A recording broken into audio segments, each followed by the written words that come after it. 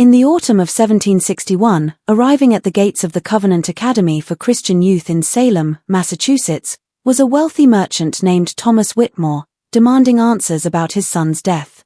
What he would discover within those hallowed halls was a methodical system of brutality that had operated in plain sight for nearly 3 decades, a discovery that would shake the very foundations of colonial society. The Fletcher family, headmaster Josiah, his wife Martha, and their son Samuel had built their reputation on providing a superior Christian education to the children of New England's elite. But behind the academy's pristine facade of biblical instruction and moral discipline lay a calculated program of psychological and physical torment, a program that would claim the lives of 89 young souls.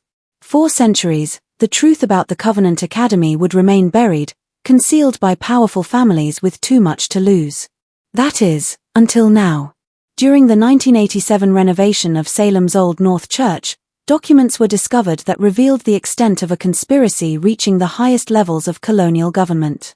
There were letters written in cipher, financial records detailing payments for experimental educational methods, and, most disturbing of all, detailed medical observations of students subjected to what the Academy termed intensive spiritual correction, a euphemism for torture techniques later employed throughout the American colonies. Far beyond its ivy-covered walls extended the Fletcher Academy's influence. Former students who survived the institution's brutal methods would go on to become judges, military officers, and colonial administrators, carrying with them an intimate understanding of how human behavior could be controlled through fear and pain. During the Revolutionary War, the Indian Wars, and even in the early development of American prison systems, the Academy's techniques would resurface. Before we unveil the dark secrets of Salem's most prestigious academy, understand this story isn't for everyone, but only for those brave enough to confront the depths of human cruelty disguised as righteousness. If you're ready to join our community of true mystery seekers who dare to explore the shadows of American history, hit that subscribe button and let us know in the comments what state you're listening from. For over 2 centuries, the truth we're about to reveal has been hidden, and it will change how you view the foundations of our nation. Now, let's step back to 1734, to a community still haunted by its own dark past, when the nightmare began. Representing the pinnacle of Puritan civilization in the New World was the Massachusetts Bay Colony in the 1730s. Yet beneath its veneer of religious devotion lay currents of paranoia and control, currents that would prove fertile ground for the Fletcher Academy's sinister experiments. Once synonymous with hysteria and accusations of witchcraft, Salem had transformed itself into a bustling center of religious orthodoxy and intellectual achievement. The town's narrow cobblestone streets, still stained with memories of the witch trials from 4 decades past, now bustled with merchants whose ships brought wealth from the Caribbean, shipbuilders whose craftsmanship was renowned throughout the colonies, and scholars whose interpretations of scripture influenced religious thought from Boston to Charleston. Never fully healed were the psychological scars of the witch trials. Salem's residents had learned harsh lessons about the dangers of speaking out against authority, the consequences of questioning established religious doctrine, and the swift punishment that awaited those who challenged the social order. Essential to the Fletcher Academy's ability to operate without scrutiny for nearly 3 decades would prove this atmosphere of lingering fear and enforced conformity. It was in this environment of religious fervor and social ambition that Josiah Fletcher established his academy in the winter of 1734. A man of imposing stature who stood nearly 6.5 feet tall, Fletcher possessed a rare combination of theological education from Harvard Divinity School and aristocratic connections that made him irresistible to Salem's elite families. His deep-set gray eyes seemed to penetrate the souls of those who spoke with him, and his voice, a resonant bass that could command absolute silence in any room, carried the authority of a man who believed himself an instrument of divine will.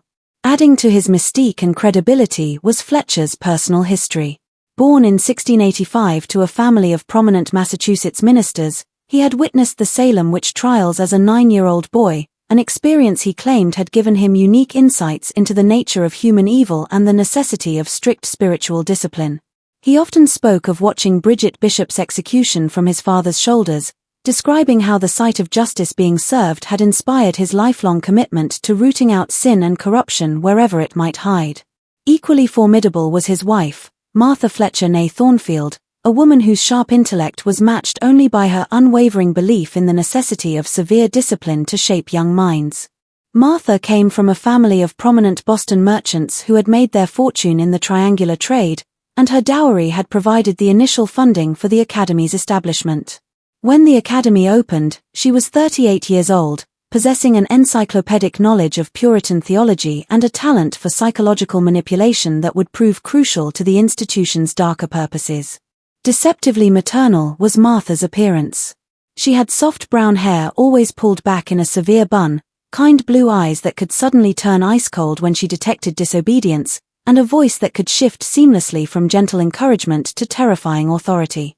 Extensively, she had studied the writings of Increase Mather and Cotton Mather, and her interpretation of their teachings on child-rearing emphasized the complete breaking of a child's will as a prerequisite for spiritual salvation.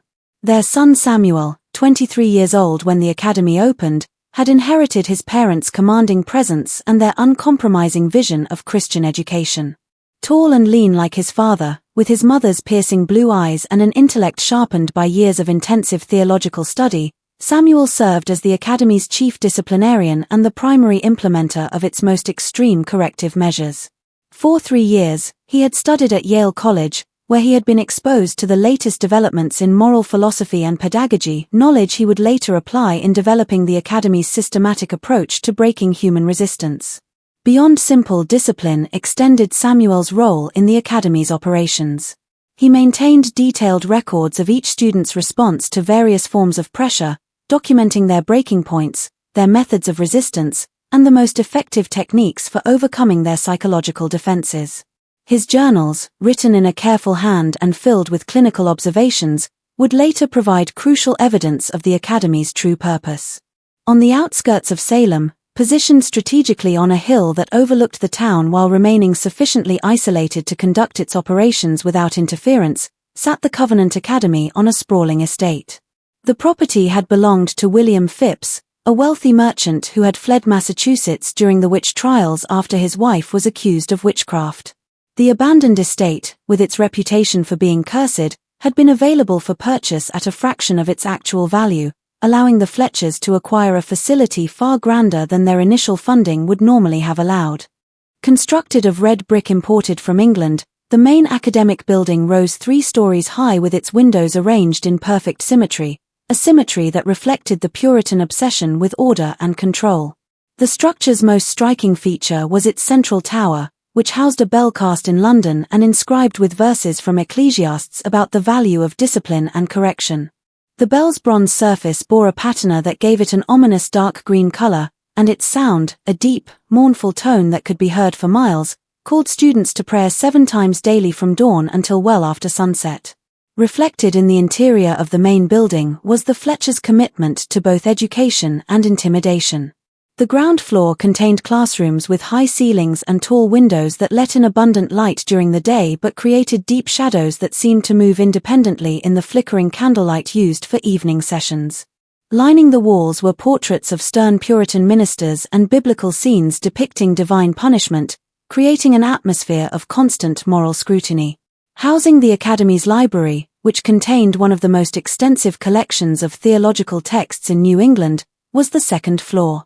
In addition to standard religious works, the library included treatises on moral philosophy, human nature, and the psychology of spiritual conversion that provided the theoretical foundation for the Academy's experimental methods. A special section, accessible only to the Fletcher family and their most trusted associates, contained works on interrogation techniques, torture methods used during the Spanish Inquisition, and detailed accounts of the Salem witch trials that provided practical guidance for breaking human resistance. Contained on the 3rd floor were the Fletchers' private quarters and a series of small rooms used for what they termed individual spiritual counseling. These rooms, each measuring barely 8 feet by 10 feet, were furnished only with a simple wooden chair, a small table containing a Bible and prayer book, and a single candle for illumination. Painted white, the walls were decorated with passages from Scripture that emphasized themes of judgment, punishment, and the necessity of complete submission to divine authority. Flanking the compound's eastern and western sides were dormitories, housing 35 students in conditions that balanced comfort with institutional control. Each dormitory contained 18 beds arranged in perfect rows, with students assigned roommates based on a complex system that took into account their family backgrounds, academic abilities, and psychological profiles. Supervising the dormitories were older students who had proven their loyalty to the academy's methods and who served as informants, reporting on any signs of rebellion or independent thinking among their younger peers. Dominating the northern end of the grounds was the academy's chapel, built in the stark Puritan style with plain glass windows and unadorned wooden pews. The building's most distinctive feature was its pulpit, carved from a single piece of oak and elevated nearly 8 feet above the congregation to emphasize the minister's authority over his audience. Designed to amplify every word spoken from the pulpit while making whispered conversations among the congregation clearly audible to anyone standing at the front of the room were the chapel's acoustics. Behind the chapel lay the academy's cemetery, a small plot surrounded by a wrought iron fence that would eventually contain 89 small headstones bearing the names of students who had died during their enrollment. Serving as a constant reminder to students of the potential consequences of failing to meet the academy's expectations was the cemetery's location, visible from most of the dormitory windows. Hidden beneath the main building lay the most sinister aspect of the academy's physical plant. The basement, carved from the estate's original stone foundation, contained a series of chambers that the Fletchers euphemistically termed reflection rooms. These spaces, varying in size from tiny cells barely large enough for a grown man to lie down to larger chambers that could accommodate multiple occupants, were designed specifically for the implementation of the academy's most extreme disciplinary measures. As a sanctuary of learning where young Christian gentlemen would be molded into leaders of tomorrow's colonial society, the Fletcher family marketed their institution. Distributed to wealthy families throughout New England, their promotional materials promised a curriculum that combined classical education with intensive biblical study supervised by instructors who had studied at Harvard and Yale. The academy's tuition cost nearly £100 per year, more than most families earned in 2 years, ensuring that only the children of merchants, ministers, and colonial officials could afford enrollment. This exclusivity was not merely a matter of prestige, it was essential to the academy's true purpose. Certain characteristics that made them ideal subjects for the Fletchers' experiments were possessed by the children of elite families. They were accustomed to privilege and comfort, making them more susceptible to the psychological impact of deprivation and harsh treatment. Their family connections provided protection from outside scrutiny, as parents were reluctant to admit that their children might be suffering abuse at such a prestigious institution. Most importantly, these students represented the next generation of colonial leadership, and their conditioning at the academy would influence their approach to governance and social control throughout their adult lives. From the academy's first year, the Fletchers implemented what they termed biblical discipline, a system of correction supposedly based on Old Testament principles but actually derived from torture techniques developed during the Spanish Inquisition and refined through careful study of the Salem witch trials. Students who arrived each September quickly learned that minor infractions could result in hours of forced kneeling on rough wooden floors, memorization of entire biblical books under threat of severe punishment for any errors, or confinement in the academy's reflection chambers where boys were left alone with nothing but bread, water, and scripture to contemplate their sins.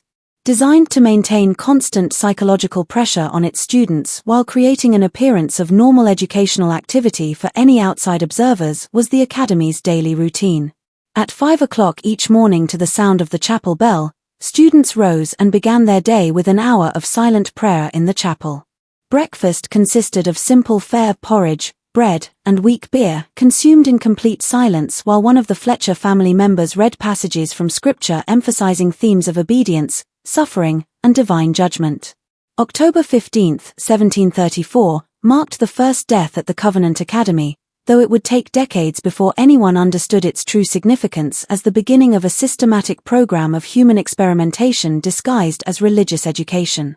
On a cold Tuesday morning when the first frost of winter had settled over Massachusetts like a shroud of impending doom, 14-year-old Benjamin Hartwell, son of a prosperous Salem shipbuilder whose vessels carried goods throughout the Atlantic trade routes, was found dead in his dormitory bed. 6 weeks earlier, Benjamin had arrived at the academy, full of enthusiasm for his educational opportunities and eager to make his family proud. His father, Cornelius Hartwell, had built his shipping empire through careful planning and attention to detail, qualities he hoped his son would develop through exposure to the Fletchers' rigorous academic program. The family had paid the academy's substantial tuition without hesitation, viewing it as an investment in Benjamin's future as a leader in colonial society. According to plan had proceeded the boy's first weeks at the academy.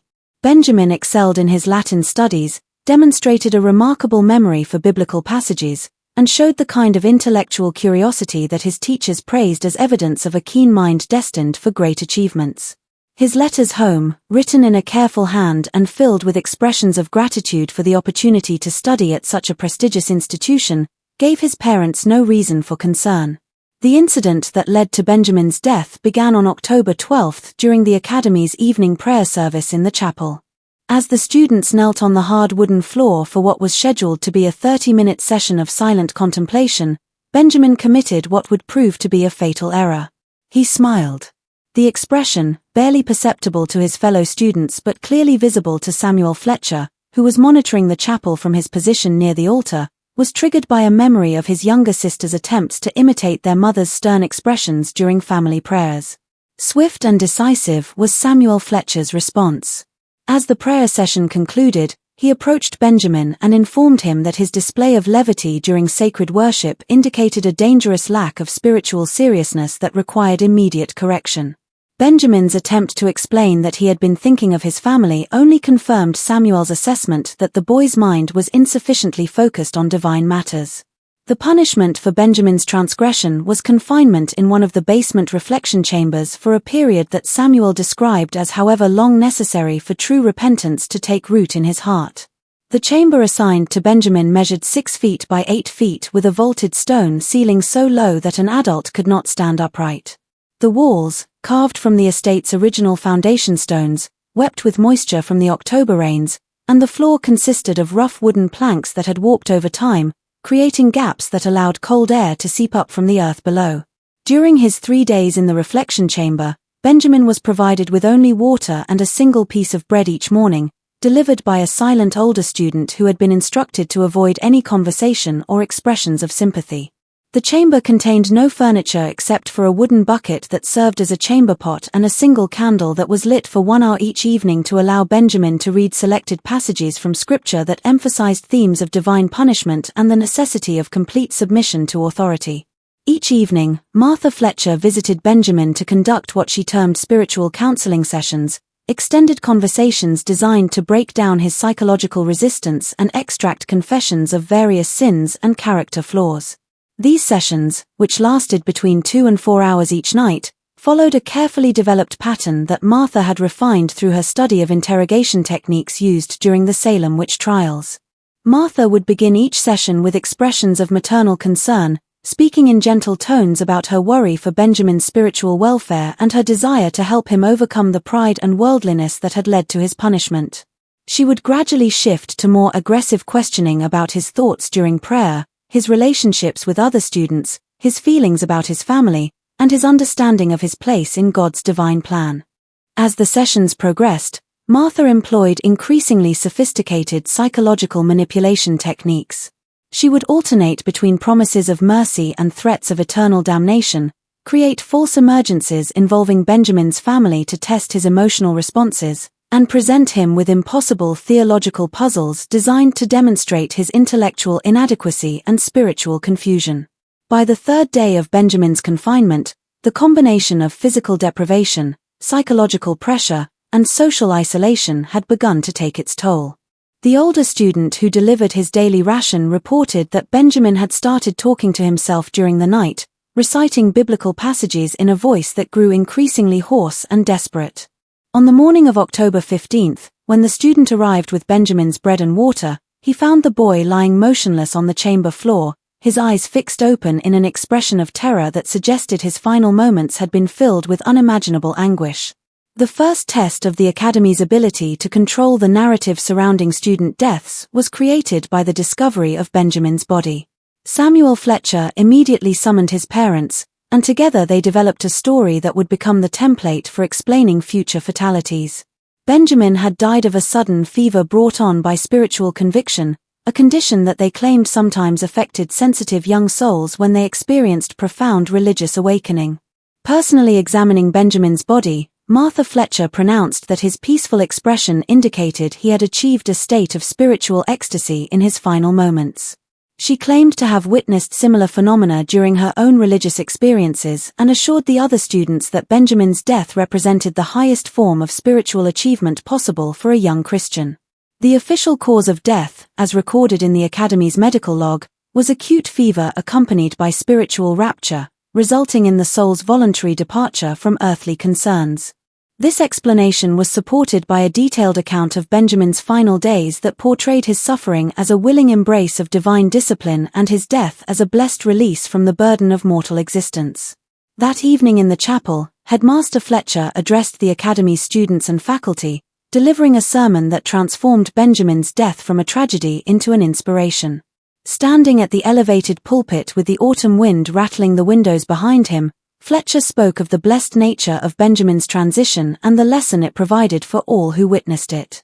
Young Master Hartwell has received the greatest gift our Lord can bestow upon a faithful servant, Fletcher declared, his voice carrying the authority that had made him one of the most respected religious figures in Massachusetts.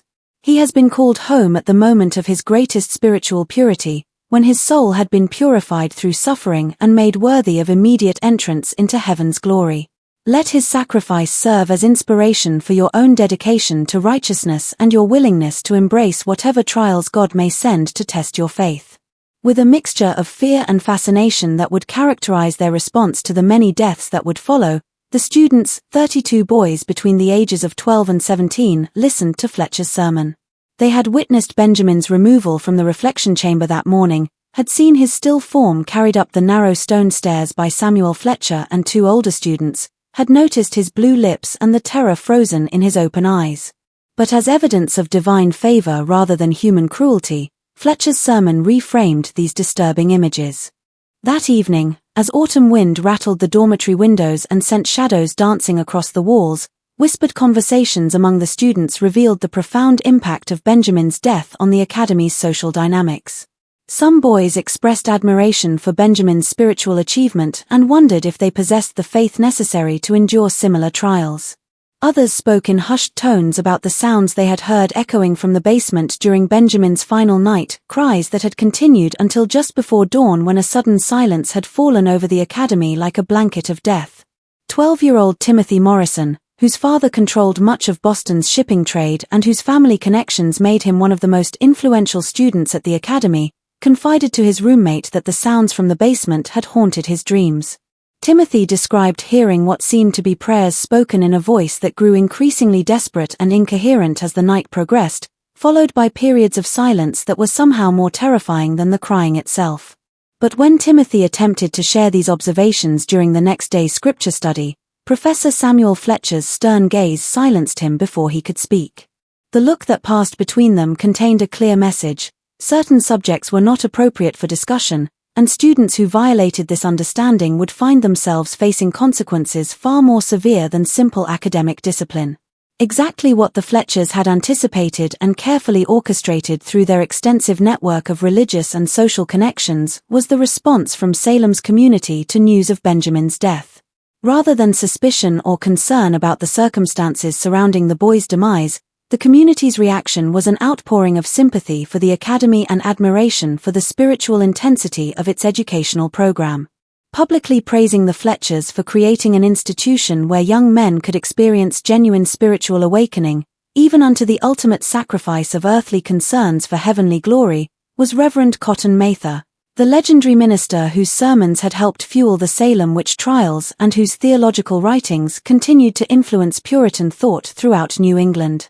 Mather's endorsement, published in the Massachusetts Gazette and reprinted in religious publications throughout the colonies, portrayed Benjamin's death as evidence of the Academy's unprecedented success in fostering deep religious commitment among its students.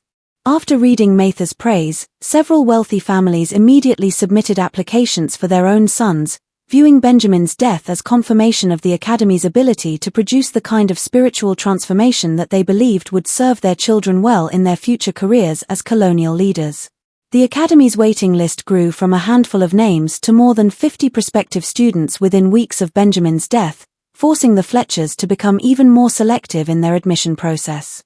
This increased demand for enrollment allowed the Fletchers to implement additional screening procedures designed to identify students who would be most suitable for their experimental program. They began requiring extensive interviews with both parents and prospective students, detailed medical examinations to assess physical resilience, and psychological evaluations that helped determine each applicant's likely response to various forms of pressure and manipulation. A pattern that would define the Covenant Academy for the next 2 decades was established in the years following Benjamin Hartwell's death, transforming it from an educational institution into a laboratory for human experimentation where the boundaries between discipline and torture became increasingly blurred. With disturbing regularity, deaths occurred never more than 6 in a single year to avoid attracting unwanted attention, never fewer than 2 to maintain the experimental program's momentum.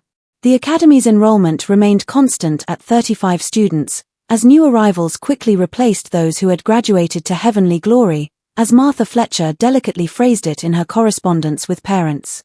This careful management of numbers allowed the Fletchers to maintain the appearance of a stable educational institution while ensuring a steady supply of test subjects for their increasingly sophisticated experiments in psychological and physical coercion. A similar trajectory that became more refined with experience was followed by each death.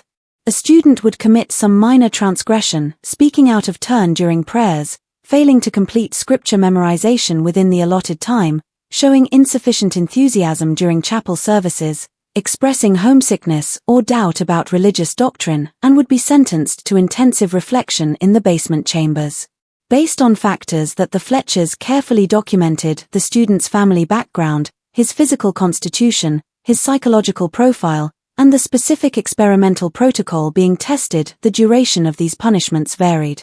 During this period, the basement chambers themselves evolved from simple confinement spaces into sophisticated torture facilities designed to test different variables in the breaking of human resistance. The Fletchers expanded the underground complex, adding chambers of varying sizes and configurations, each designed to produce specific psychological and physical effects on their occupants. The smallest chambers, measuring barely 4 foot x 6 feet with ceilings only 5 feet high, were used for experiments in claustrophobia and spatial disorientation. Students confined in these spaces quickly developed acute anxiety followed by panic attacks and eventually complete psychological breakdown as their minds struggled to cope with the inability to stand upright or move freely. Larger chambers, some measuring 12 foot x 15 feet, were used for isolation experiments designed to test the effects of prolonged sensory deprivation. These rooms were painted completely black and contained no furniture except for a wooden bucket and a single straw mattress that was often removed to force subjects to sleep on the cold stone floor. The most sophisticated chambers incorporated features designed to create specific forms of psychological pressure. Some contained sloped floors that made it impossible to lie down comfortably, forcing occupants to remain in awkward positions that gradually wore down their physical and mental resistance. Others had walls that gradually tapered inward, creating an illusion that the space was slowly shrinking and triggering intense claustrophobic responses. For her spiritual counseling sessions, which served as the psychological component of the Academy's experimental program, Martha Fletcher developed increasingly elaborate protocols. These sessions, conducted in specially designed rooms on the 3rd floor of the main building, employed techniques that she had derived from her extensive study of interrogation methods used during the Spanish Inquisition and the Salem witch trials. Martha's approach involved creating detailed psychological profiles of each student, identifying their specific fears, attachments, and sources of emotional vulnerability. She would then systematically exploit these weaknesses through a combination of false information, emotional manipulation, and carefully orchestrated psychological pressure designed to produce complete mental breakdown. For students who showed strong attachments to their families, Martha would create elaborate deceptions involving fake letters describing family tragedies, financial ruin, or moral scandals. Students with academic ambitions were told that their families had disowned them for failing to meet expectations at the academy. Those who expressed religious doubts were convinced that they had committed unforgivable sins that would damn them to eternal suffering regardless of their future behavior. During this period, Samuel Fletcher's role in the Academy's operations expanded as he took responsibility for documenting the experimental program's results and developing new techniques based on their findings. His journals, written in a careful hand and filled with clinical observations, recorded detailed information about each student's response to various forms of physical and psychological pressure. Samuel's documentation included precise measurements of how long different students could survive under various conditions, what combination of deprivation and psychological pressure produced the most rapid psychological breakdown, and which techniques were most effective at extracting confessions or compliance from resistant subjects. His work represented some of the earliest systematic research into torture techniques conducted in the American colonies, and his findings would later be distributed to colonial officials responsible for dealing with political dissidents and criminal suspects. By 1740, the Academy had perfected its system of documentation and public relations. Meticulous records of each student's spiritual journey were maintained by Martha Fletcher, including detailed descriptions of their final moments that invariably portrayed death as a blessed release from earthly suffering. These records, bound in leather volumes and stored in the Academy's library, served as both historical documentation and marketing materials for prospective families. Through a network of alumni, parents, and religious leaders who had been convinced of the institution's value through various means, the Academy's public image was carefully cultivated. Former students who survived their experience at the Academy carried with them a profound understanding that speaking about their experiences would result in consequences far worse than death. This understanding was reinforced through periodic visits from Samuel Fletcher, who would appear at alumni gatherings to renew old friendships and remind former students of their ongoing obligations to maintain the Academy's reputation. Parents who had lost children at the Academy received regular correspondence from Martha Fletcher, including anniversary letters on the dates of their sons' deaths that celebrated the spiritual significance of their sacrifice. These letters often included small mementos, pressed flowers from the Academy's gardens, copies of biblical passages that their sons had supposedly been studying at the time of their death, or sketches of the peaceful expressions that Martha claimed to have witnessed on their faces in their final moments. Their own methods of coping with the Academy's deadly routine were developed by the surviving students, creating an underground culture of mutual support and shared survival strategies. They learned to recognize the signs that preceded selection for intensive reflection, the subtle hardening of Samuel Fletcher's expression during classroom discussions, the way Martha Fletcher's fingers would drum against her prayer book during chapel services, the particular tone Headmaster Fletcher used when discussing spiritual purification during his sermons. Most importantly, they learned absolute silence about what they witnessed. Through a combination of terror and indoctrination that made the students complicit in the Academy's operations, this silence was maintained. Boys who survived their years at the Academy understood that their continued existence depended on their willingness to participate in a system that regularly claimed the lives of their classmates. Throughout the 1740s, the Academy's reputation continued to grow, even as whispers occasionally surfaced in Salem's taverns and marketplaces. Some citizens noted the unusually high mortality rate among the Academy's students, but these concerns were quickly dismissed by the town's influential families, many of whom had financial or social connections to the institution. Occasionally, Dr. Ephraim Wilkins, Salem's most respected physician, raised questions about the medical explanations provided for student deaths at the Academy. Wilkins had examined several of the bodies and noted physical evidence that seemed inconsistent with the spiritual fever diagnosis that the Fletchers routinely provided. However, his concerns were addressed through a combination of social pressure and financial incentives that convinced him to accept the Academy's explanations without further investigation. The few individuals who attempted to investigate more deeply found themselves facing social ostracism or economic pressure that forced them to abandon their inquiries. Thomas Blackwood, a local magistrate who had begun asking questions about the Academy's operations after receiving an anonymous letter describing suspicious activities on the campus, was suddenly faced with accusations of financial impropriety that forced him to resign from his position and leave Salem entirely.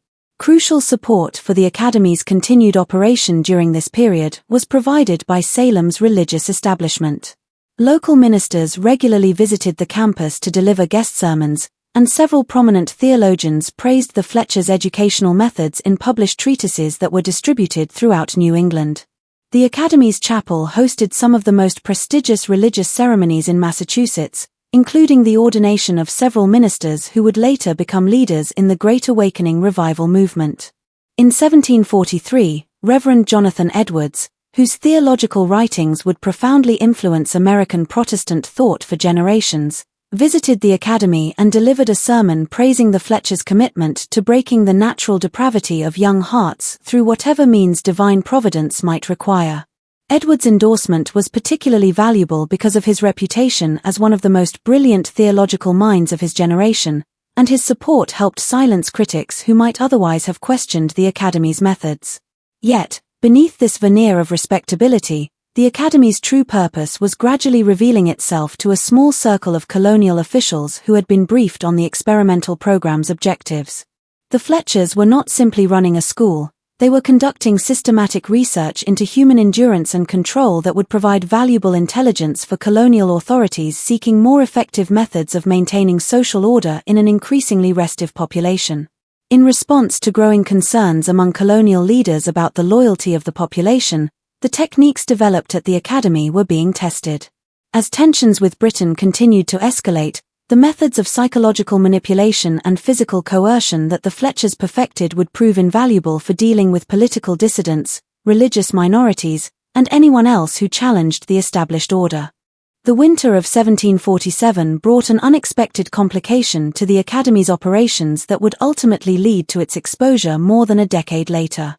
Jonathan Prescott, a 16-year-old student whose father served as chief magistrate for Essex County, began maintaining a secret journal documenting the daily activities at the Covenant Academy. Unlike his fellow students who had learned to suppress their observations and emotions as a survival mechanism, Jonathan possessed an analytical mind and an unshakable moral conviction that compelled him to record what he witnessed regardless of the personal risk involved. Jonathan came from a family with a distinguished history of public service in Massachusetts. His grandfather had served as a judge during the Salem witch trials, and his father, Magistrate William Prescott, was widely respected for his fairness and integrity in dealing with legal matters throughout Essex County.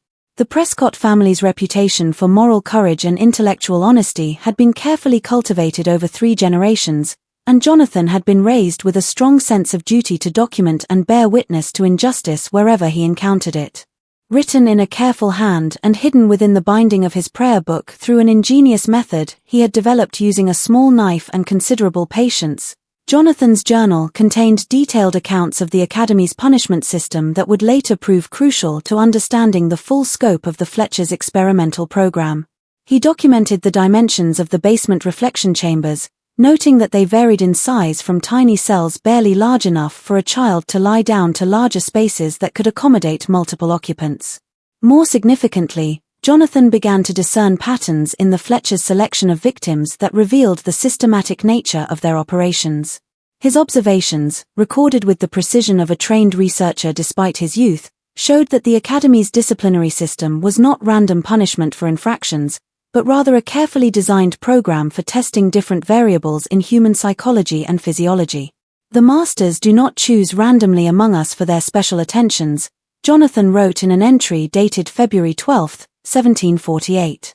"They observe each student with the care of natural philosophers studying specimens, noting which among us possess the strongest will, the greatest capacity for independent thought, or the most resilient constitution. Those who show signs of natural leadership, who ask penetrating questions during scripture study, or who demonstrate unusual physical stamina are marked for what they term advanced spiritual development." Jonathan's analysis revealed that the Fletchers had developed a sophisticated classification system for categorizing students based on their potential value as experimental subjects. Students with strong family connections were often subjected to psychological experiments designed to test the effectiveness of various forms of emotional manipulation. Those from families with military backgrounds were used to test physical endurance and pain tolerance. Students who showed exceptional intelligence were subjected to complex psychological experiments designed to determine the most effective methods for breaking intellectual resistance to authority. Most disturbing of all, Jonathan discovered that the Academy was maintaining detailed correspondence with colonial officials regarding the effectiveness of various torture techniques being developed and tested on the students. These officials, including high-ranking members of the Massachusetts colonial government, were providing funding for the experimental program and receiving regular reports on its progress. Jonathan's fears about his own situation proved prescient as winter progressed into spring. By March of 1748, he noticed that Samuel Fletcher had begun singling him out during classroom discussions, asking increasingly complex theological questions designed to trap him in statements that could be construed as heretical or rebellious. These questions, which appeared to be normal academic exercises to other students, were actually carefully crafted tests designed to assess Jonathan's psychological profile and determine his suitability for specific experimental protocols. Meanwhile, Martha Fletcher had started requiring Jonathan to spend additional hours in private prayer, ostensibly to help him overcome what she termed intellectual pride and spiritual arrogance. These sessions, conducted in one of the third-floor counseling rooms, allowed Martha to conduct preliminary psychological evaluations that would inform the design of more intensive interventions if Jonathan were selected for the experimental program. As winter gave way to spring, Jonathan made a discovery that would fundamentally change his understanding of the Academy's true purpose and place it within a broader context of colonial policy and social control. While cleaning the headmaster's office as punishment for a minor infraction, arriving 2 minutes late to morning chapel, he discovered a locked cabinet containing correspondence between Josiah Fletcher and various colonial officials throughout New England. The letters, which Jonathan managed to read during several clandestine visits to the office over the course of 3 weeks, revealed that the Covenant Academy was part of a larger network of institutions throughout the colonies that were developing techniques for what the correspondence euphemistically termed enhanced spiritual correction. These methods were being tested specifically for their potential application in dealing with political dissidents, religious minorities, criminal suspects, and anyone else who might challenge colonial authority. One letter, dated September 1747 and signed by Thomas Hutchinson, a high-ranking official in the Massachusetts colonial government, praised Fletcher's work in developing methods of spiritual correction that achieved desired behavioral modifications while maintaining plausible explanations for any unfortunate outcomes that may result from the implementation of such techniques. The letter went on to discuss plans for expanding the program to other educational institutions throughout New England, with particular emphasis on facilities that served the children of families whose loyalty to colonial authority might be questioned. Another document, bearing the seal of the governor's office, outlined the strategic importance of the Academy's work in preparing for what the writer termed the inevitable challenges to established order that will arise as tensions with the mother country continue to escalate. The document specifically mentioned the value of having colonial leaders who had been conditioned through early exposure to understand the absolute necessity of maintaining social control through whatever means circumstances might require. Perhaps most chilling was a detailed report written by Samuel Fletcher and addressed to a committee of colonial officials describing the development of interrogation techniques that could extract reliable information from suspects while leaving minimal physical evidence of coercion. The report included precise descriptions of psychological pressure methods, optimal duration for various forms of deprivation, and recommendations for combining physical and mental torture to achieve maximum effectiveness. Jonathan realized that the students who died at the Academy were not random victims of excessive religious discipline, but carefully selected test subjects in a systematic program of torture and psychological manipulation designed to develop techniques that would be used throughout the colonial justice system. The Academy served as a laboratory where the methods of breaking human resistance could be refined and perfected under the cover of Christian education, with the added benefit that the victims came from families too prestigious to risk public scandal by questioning the institution's methods. This revelation coincided with increasing pressure from the Fletcher family. As Jonathan's name appeared more frequently in Martha Fletcher's reports of students requiring additional spiritual guidance, he began to receive invitations to private conferences with the headmaster that felt more like interrogations than educational meetings, with Josiah Fletcher asking probing questions about Jonathan's family's political views, his own thoughts about colonial governance, and his understanding of the proper relationship between individual conscience and institutional authority. The other students, sensing the danger surrounding their classmate, began to distance themselves from Jonathan, in accordance with survival instincts that had been honed by years of witnessing the consequences of association with those marked for special attention. This isolation was particularly painful for Jonathan, who had formed genuine friendships with several of his fellow students, but he understood that their behavior was driven by fear rather than callousness. During this period, Jonathan also began to notice changes in the academy's physical environment that suggested preparations for more intensive experimental activities. New equipment appeared in the basement chambers, including restraints, measuring devices, and what appeared to be medical instruments. The reflection chambers themselves were modified with improved ventilation systems that would allow for longer periods of confinement, and several new rooms were excavated from the foundation stones to accommodate expanded experimental protocols. The tension reached a breaking point in early April 1748 when Jonathan was discovered reading in the Academy's library after official study hours. The book he was reading, a treatise on natural philosophy by John Locke that questioned certain aspects of Puritan theology and emphasized the importance of individual reason in moral decision-making, provided Samuel Fletcher with the justification he needed to recommend Jonathan for intensive spiritual correction. The selection process that followed revealed the sophisticated bureaucracy that the Fletchers had developed to manage their experimental program. Jonathan's case was reviewed by all three family members, each of whom contributed assessments based on their area of expertise. Josiah Fletcher evaluated Jonathan's potential as a political threat, considering his family background and the likelihood that he might use knowledge gained at the academy to challenge colonial authority in the future. Martha Fletcher assessed his psychological profile, determining which experimental protocols would be most effective in breaking his resistance while providing valuable data about the limits of intellectual subjects. Samuel Fletcher reviewed the physical evidence of Jonathan's transgression and recommended specific disciplinary measures that would serve both punitive and experimental purposes. The decision to subject Jonathan to intensive reflection was made during a family conference on April 17, 1748, with the understanding that his case would provide crucial data about the effectiveness of their techniques when applied to subjects with strong intellectual capabilities and significant family connections.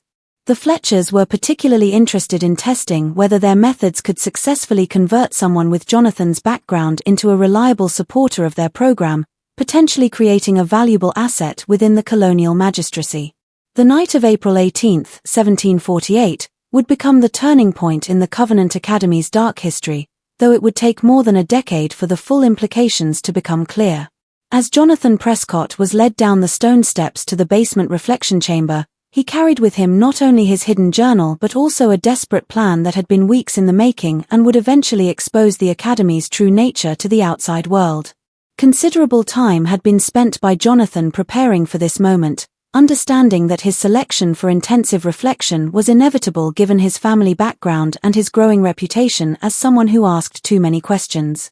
His preparation involved both physical conditioning, secretly exercising to build stamina and practicing techniques for remaining conscious under extreme stress, and strategic planning that took advantage of his unique position as the son of Essex County's chief magistrate. Over the previous months, Jonathan had established a sophisticated communication system with his father through coded messages embedded in his regular letters home. These codes, based on classical references that would be meaningful to an educated reader but invisible to casual observers, had allowed Jonathan to convey detailed information about the Academy's operations without alerting the Fletcher family to his surveillance activities. Chief Magistrate William Prescott, a shrewd man who had noticed subtle changes in his son's correspondence over the past year, had begun his own quiet investigation into the Academy's operations. Using his official authority and network of contacts throughout the colonial government, Prescott had uncovered disturbing evidence about the institution's true purpose and its connections to a broader program of social control being implemented throughout New England. One of the Academy's newer facilities was the reflection chamber assigned to Jonathan, measuring 8 feet by 10 feet with a vaulted stone ceiling that rose to nearly 7 feet at its highest point. Unlike the older chambers, this one contained several features that reflected the Fletchers' growing sophistication in designing spaces for psychological torture. A small iron grate near the ceiling provided minimal ventilation and a thin stream of light during daylight hours, while specially designed acoustics ensured that any sounds made by the chamber's occupant would be clearly audible to observers stationed in an adjacent monitoring room. Evidence of its previous occupants was borne by the chamber's walls in the form of carved messages, scratched tallies marking days of confinement, and dark stains that Jonathan preferred not to examine too closely. Most disturbing were the iron rings set into the stone walls at various heights, clearly designed to accommodate restraints that could secure a prisoner in positions that would maximize both physical discomfort and psychological intimidation. As the heavy wooden door closed behind him with a sound that seemed to echo through his bones, Jonathan began implementing the survival strategy he had developed during weeks of careful planning. He had secreted away small amounts of food during the previous weeks, hiding them in the lining of his jacket, using techniques learned from his study of smuggling methods employed by colonial merchants seeking to avoid British customs duties.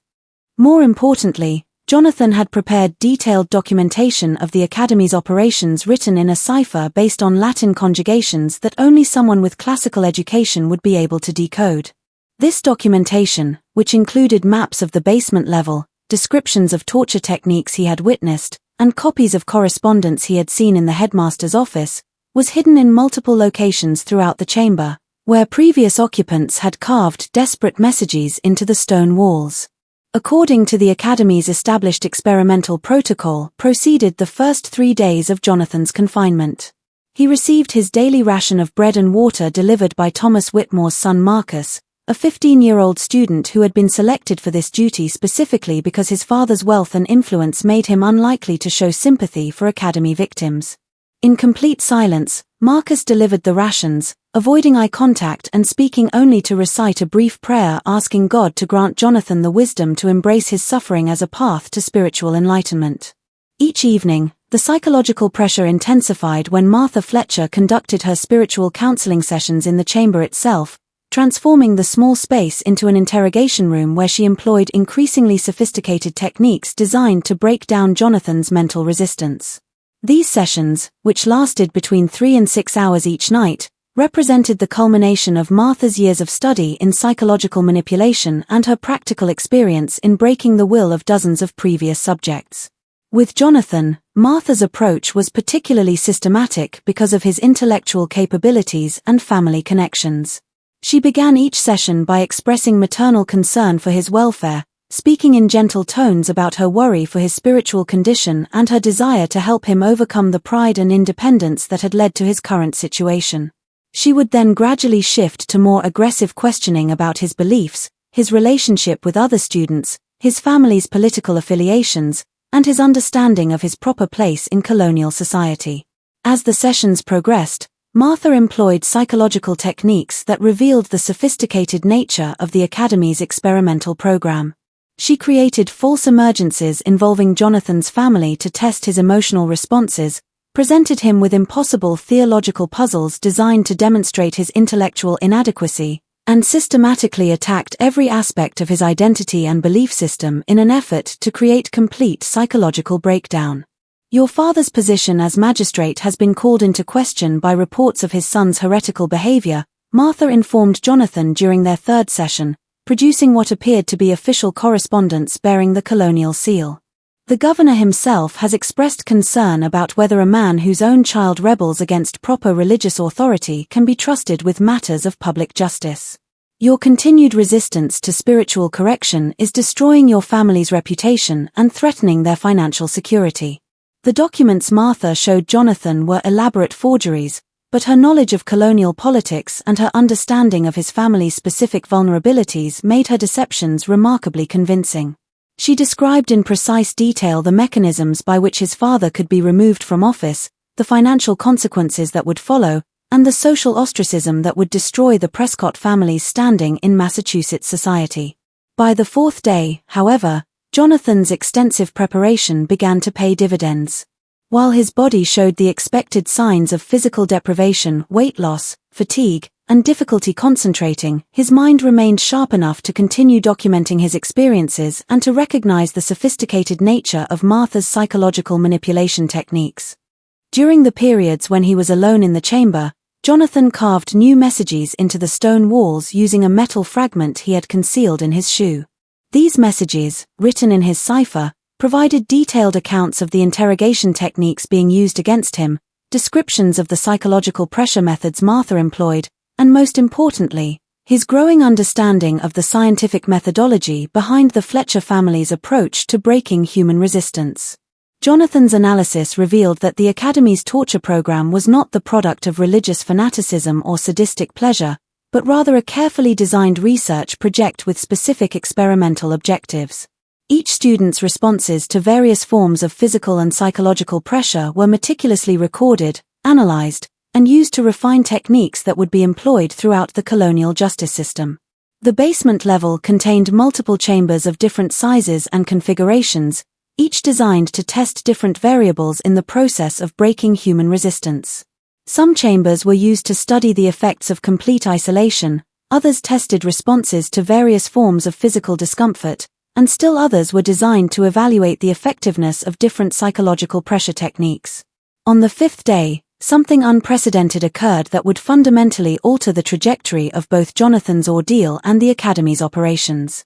Arriving at the Academy unannounced was Chief Magistrate Prescott, accompanied by 2 armed constables and bearing official documents that gave him authority to conduct an immediate inspection of the facility in response to concerns raised by reliable sources regarding the welfare of students enrolled at this institution.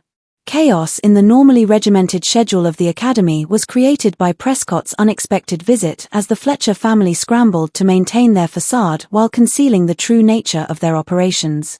The presence of armed constables in particular sent a clear message that this was not a social visit or routine inspection, but rather an official investigation that could not be dismissed through the usual methods of social pressure and political influence. To coincide with the period when Jonathan would normally be receiving his evening ration had been the careful timing of the magistrate's arrival, allowing Prescott to demand immediate access to his son while the Fletchers were still adjusting to the unexpected disruption of their routine. This timing was not accidental. Jonathan's coded messages had provided his father with detailed information about the Academy's daily schedule and the optimal moment for intervention. A blunt refusal and a reminder that Prescott's authority superseded any religious considerations the Academy might invoke was met by Josiah Fletcher's attempt to delay the magistrate's access to Jonathan by claiming that the boy was engaged in intensive prayer and meditation that should not be interrupted. The magistrate's insistence on immediate access, backed by the visible presence of armed law enforcement officers, forced the Fletchers to abandon their usual tactics of manipulation and delay. An opportunity he had been waiting for throughout his 5 days of confinement was provided to Jonathan by this disruption. During the confusion created by his father's arrival and the Fletchers' desperate attempts to control the situation, he managed to slip his journal and other crucial documentation through the ventilation grate in his chamber, where they fell into a gap between the building's foundation stones that had been created by decades of settling and water damage. For over a decade, the evidence would remain hidden in this location, protected from discovery by the narrow space and the fact that the Fletchers had no reason to suspect that detailed documentation of their activities had been preserved in such an inaccessible location. The survival of this evidence would ultimately prove crucial to exposing the full scope of the Academy's crimes when it was finally recovered during Thomas Whitmore's investigation in 1761. When the heavy door to Jonathan's chamber was finally opened, the scene that greeted Chief Magistrate Prescott provided immediate evidence of the true nature of the Academy's spiritual correction program. Jonathan, despite his careful preparation and strong constitution, showed clear signs of systematic abuse, significant weight loss, evidence of sleep deprivation, and psychological stress that was obvious even to casual observation. More damning was the condition of the chamber itself, which bore clear evidence of its use as a torture facility rather than a space for religious reflection. The iron restraints set into the walls, the carved messages left by previous occupants, and the overall design of the space made it impossible for the Fletchers to maintain their claim that they were simply providing enhanced religious education for their students. The confrontation that followed between Magistrate Prescott and the Fletcher family would expose the Academy's operations in ways that neither side had anticipated, setting in motion events that would ultimately lead to the institution's destruction, but only after claiming dozens more victims over the following 13 years. The confrontation between Chief Magistrate William Prescott and the Fletcher family on that April evening in 1748 would expose the Academy's operations in ways that neither side anticipated, revealing the true scope of a conspiracy that reached into the highest levels of colonial government and involved systematic human experimentation disguised as religious education. Prescott, a man whose position required him to navigate the complex and often treacherous politics of colonial Massachusetts, had arrived at the academy armed with more than paternal concern. He carried with him evidence of the institution's true purpose that would force the Fletchers to reveal the full extent of their operations or face immediate prosecution for crimes that could result in their execution. During the weeks preceding his dramatic intervention, Prescott had conducted his own exhaustive investigation into the Academy's unusually high mortality rate and its connections to a broader network of experimental facilities operating throughout New England. Using his authority as chief magistrate and his extensive network of contacts within the colonial government, he had uncovered correspondence, financial records, and witness testimony that painted a disturbing picture of systematic torture and murder conducted under the cover of religious education. Prescott's investigation had revealed that the Covenant Academy was part of a larger program developed by colonial officials in response to growing concerns about maintaining social control in an increasingly restive population. As tensions with Britain continued to escalate and reports of rebellion and dissent multiplied throughout the colonies, colonial leaders had become convinced that traditional methods of law enforcement and social control were insufficient to meet the challenges they faced. The experimental program that included the Fletcher Academy was designed to develop more effective techniques for breaking individual resistance to authority, extracting information from suspected dissidents, and creating psychological conditioning that would ensure long-term compliance with governmental directives. The choice to use elite educational institutions as testing grounds for these techniques was particularly cynical, as it provided perfect cover for the experimental program while ensuring that the children of the most influential families in colonial society would be conditioned to accept authoritarian methods of control. When Magistrate Prescott confronted Josiah Fletcher in the headmaster's office that evening, the conversation quickly moved beyond concerns about Jonathan's immediate welfare to a broader discussion of the Academy's relationship with colonial authorities and its role in what Fletcher termed the development of enhanced methods for maintaining social order in challenging times. Fletcher, realizing that his operations had been discovered by someone with both the authority and the evidence necessary to expose them, made a calculated decision to reveal the full scope of the program in an attempt to convince Prescott that destroying the Academy would be contrary to his own interests as a colonial official. The headmaster's gambit was based on his understanding that Prescott, like all magistrates in Massachusetts, ultimately depended on the colonial government for his authority, and that challenging the experimental program would be tantamount to challenging the entire system of colonial governance. "Your son has been selected for our most advanced curriculum, Magistrate Prescott," Fletcher explained, his voice carrying the same authority that had commanded respect throughout Salem for over a decade. "The techniques we have developed here through careful experimentation have proven invaluable to maintaining order throughout the colonies. Jonathan's intelligence, strong will, and family connections make him an ideal subject for our final phase of research into psychological modification and behavioral control." Fletcher went on to explain that the Academy's program had been developed in direct response to directives from the highest levels of colonial government, including Governor Jonathan Belcher himself and members of the Massachusetts Council who were responsible for maintaining British authority in the face of growing colonial resistance. The students who died during the experimental process were not unfortunate casualties of excessive discipline but necessary sacrifices in the development of techniques that would ensure the stability of colonial society as tensions with Britain continued to escalate. Detailed correspondence from colonial officials that authorized and funded the experimental program was produced by the headmaster, including letters from Thomas Hutchinson, who would later become the last civilian governor of Massachusetts before the Revolution. These documents revealed that the Academy's work was considered essential to colonial security and that its techniques were already being implemented in other facilities throughout New England and the other colonies. "We have developed methods that can break the strongest will, extract the most carefully guarded secrets, and transform even the most rebellious individual into a reliable supporter of established authority," Fletcher continued, his tone becoming increasingly confident as he sensed that Prescott was beginning to understand the implications of challenging such a well-connected program. "Your son's resistance to our initial techniques has provided valuable data about the limitations of our current methods and the need for more intensive approaches." At this point, Martha Fletcher joined the conversation, bringing with her the detailed record she had maintained of Jonathan's responses to various forms of pressure during his 5 days of confinement. Her documentation revealed the sophisticated nature of the Academy's experimental protocols and the systematic approach they had developed to studying human psychology under extreme stress. "We have catalogued your son's reactions to isolation, deprivation, psychological manipulation, and physical discomfort," Martha explained, her voice clinical and detached as she reviewed the data she had collected. "His responses indicate an unusually strong psychological constitution that makes him an ideal candidate for our most advanced experimental protocols. We believe that successfully breaking someone of his intellectual capabilities and family background would provide crucial insights into how to handle similar cases among the colonial leadership."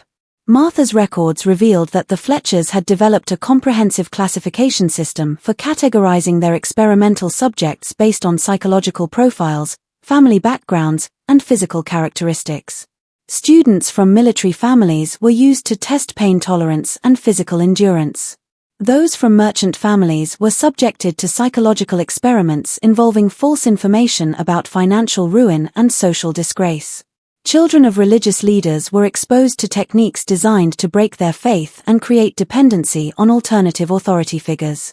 Most disturbing of all was the revelation that the Academy maintained detailed correspondence with similar institutions throughout the colonies, sharing experimental results and coordinating research protocols to ensure that the most effective techniques were identified and disseminated to colonial officials responsible for law enforcement and social control. His own documentation to the discussion was contributed by Samuel Fletcher, producing journals filled with precise observations about the physiological and psychological effects of various torture techniques on different types of subjects. His work represented some of the earliest systematic research into what would later be recognized as psychological warfare and behavioral modification, conducted with the ruthless precision of a natural philosopher studying laboratory specimens. "We have determined the optimal duration for various forms of deprivation, the most effective combinations of physical and psychological pressure, and the precise methods for breaking resistance without leaving evidence that would compromise our operations," Samuel explained, his tone reflecting the pride he took in his scientific achievements. "Your son's case has allowed us to test our most advanced techniques against a subject with exceptional intellectual and psychological resources." The true horror of the Fletcher Academy was not simply the deaths of 89 students over the course of 14 years, but the systematic development of torture and psychological manipulation techniques that were being employed against countless other victims throughout the colonial period. The Academy served as a prototype for methods of control and intimidation that would later be used against political dissidents, religious minorities, suspected criminals, and anyone who challenged the established order. An impossible choice that would define the remainder of his career and his family's future in Massachusetts was found by Chief Magistrate Prescott. He could expose the Academy's operations and potentially save his son, but doing so would also reveal his own knowledge of a program that enjoyed the support of the colonial government's highest officials. The experimental program represented a significant investment of both financial resources and political capital, and Prescott's position as magistrate depended on his willingness to support the broader system of social control that the Academy represented. The negotiation that followed would determine not only Jonathan's immediate fate but also the future direction of the Academy's operations and the magistrate's own survival in the complex political environment of colonial Massachusetts. Fletcher offered to release Jonathan immediately and ensure that no member of the Prescott family would ever be subjected to similar treatment, but only in exchange for the magistrate's continued silence and his active cooperation in expanding the experimental program to other institutions throughout Essex County. "You have two choices, Magistrate," Fletcher stated with calm certainty. "You can attempt to expose our operations and find yourself facing charges of treason against the colonial government. Or you can accept the reality of your situation and work with us to ensure that these valuable techniques are employed in service of maintaining order throughout your jurisdiction. Your son's experience here has demonstrated the effectiveness of our methods, but it has also shown us the need for more subtle approaches when dealing with subjects from influential families."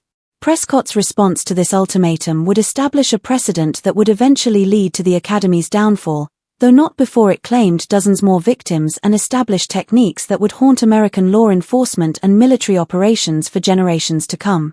The magistrate agreed to Fletcher's terms with one crucial modification that would ultimately prove to be the Academy's undoing.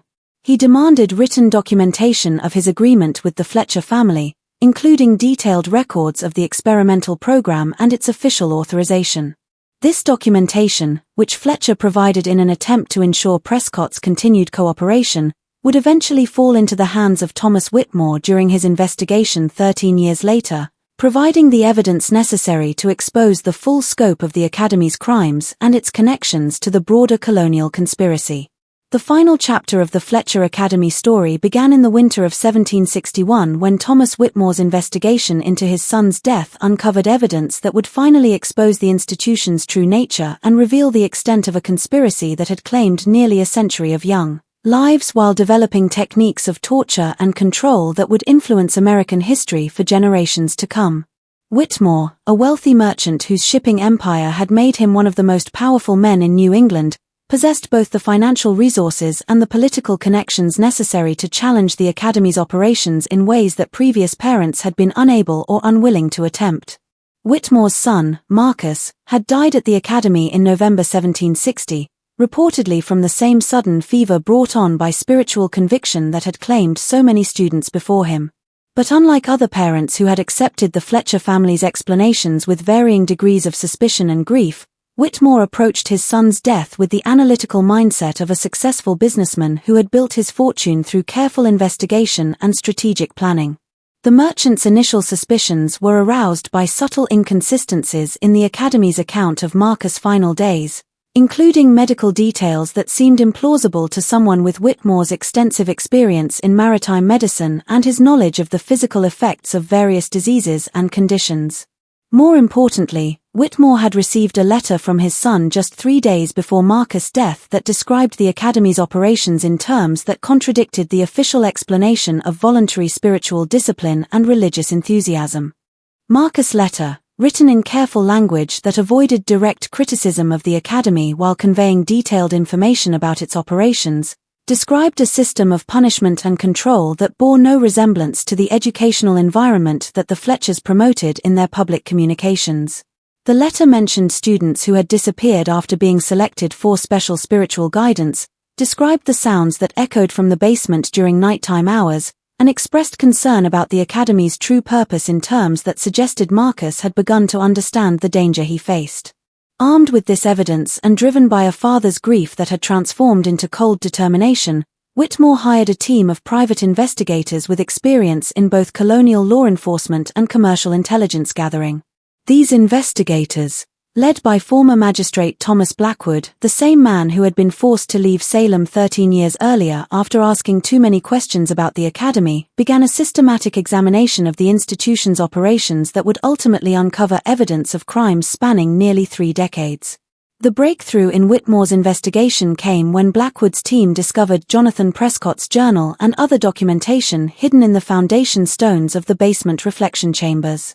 This evidence, preserved in remarkable condition by the dry environment and narrow space that had protected it from discovery, provided detailed accounts of the Academy's experimental protocols, descriptions of torture techniques that had been developed and tested on students, and most crucially, copies of correspondence that revealed the program's connections to colonial officials throughout New England. Jonathan's documentation proved that the Fletcher Academy was not an isolated case of institutional abuse, but rather a key component of a broader network of experimental facilities that had been operating throughout the colonies for decades. The techniques developed at the Academy had been disseminated to other institutions, employed by colonial law enforcement agencies, and even exported to British military operations in other parts of the empire. The journal entries revealed the sophisticated nature of the Academy's experimental program, including detailed descriptions of different types of torture chambers, systematic approaches to psychological manipulation, and careful documentation of how different subjects responded to various forms of pressure. Most damning of all were Jonathan's transcriptions of correspondence between the Academy and colonial officials that explicitly authorized the experimental program and provided funding for its continued operation. Armed with this evidence, Whitmore was able to build a case against the Fletcher family that extended beyond simple criminal charges to include treason against the British Crown. The Academy's experimental program had been conducted without proper authorization from British authorities, and many of the techniques that had been developed were being used by colonial officials to undermine royal authority rather than support it. A crisis for the Massachusetts colonial government was created by the exposure of the Academy's operations, which found itself forced to choose between supporting an illegal experimental program that had operated without British knowledge or approval and maintaining its relationship with royal authorities, who were increasingly suspicious of colonial loyalty. The decision to abandon the Fletcher family and cooperate with British investigators represented a significant shift in colonial policy and would have far-reaching consequences for the relationship between colonial and royal authorities in the years leading up to the Revolution. The investigation that followed Whitmore's revelations uncovered evidence of similar programs operating at institutions throughout New England, including several schools, seminaries, and even some churches that had been conducting experiments in human psychology and control under various forms of cover. The network of facilities was more extensive than anyone had suspected, involving hundreds of officials and affecting thousands of victims over the course of several decades. Josiah Fletcher was arrested in February 1762 on charges that included murder, torture, treason, and conspiracy against the crown. However, he died in custody before his trial could begin, reportedly from a heart attack brought on by the stress of his confinement, though some contemporary accounts suggested that his death was orchestrated to prevent him from revealing the full extent of the experimental program and its connections to colonial officials. Martha Fletcher and her son Samuel were convicted of multiple charges related to the deaths of students at the Academy, but their trials were conducted in secret to prevent public exposure of the experimental program's true scope.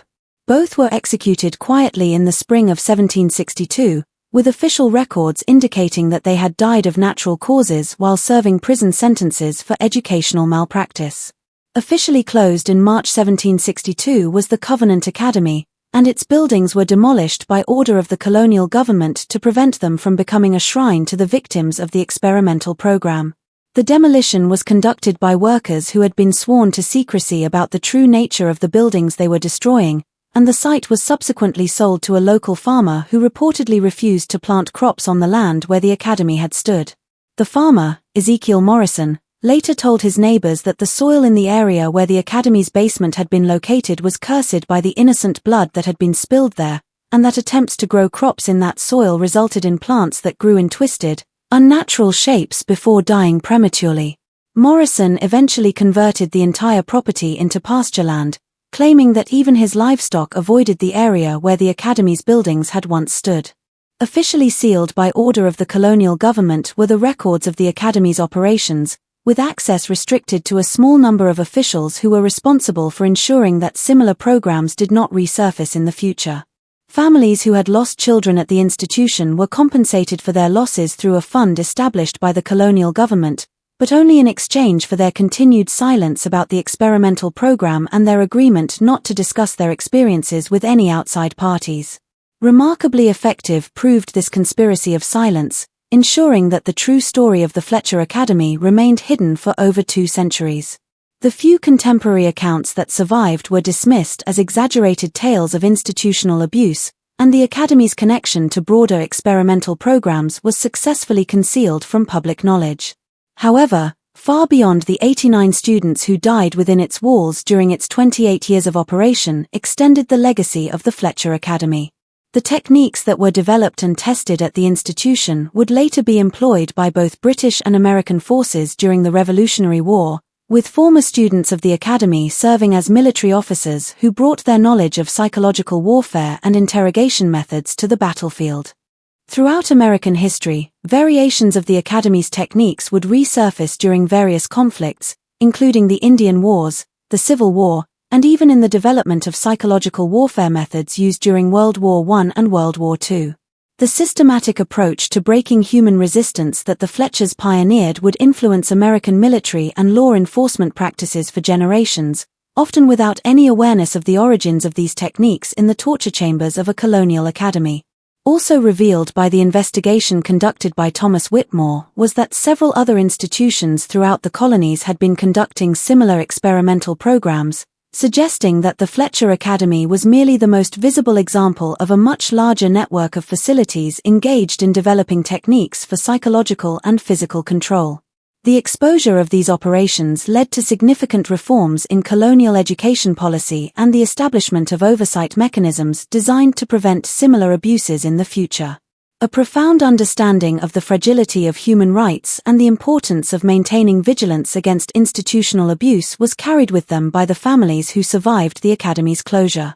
Many of these families would later become leaders in the movement for American independence, driven in part by their experiences with the arbitrary exercise of governmental power and their understanding of how easily educational and religious institutions could be corrupted when they operated without proper oversight or accountability.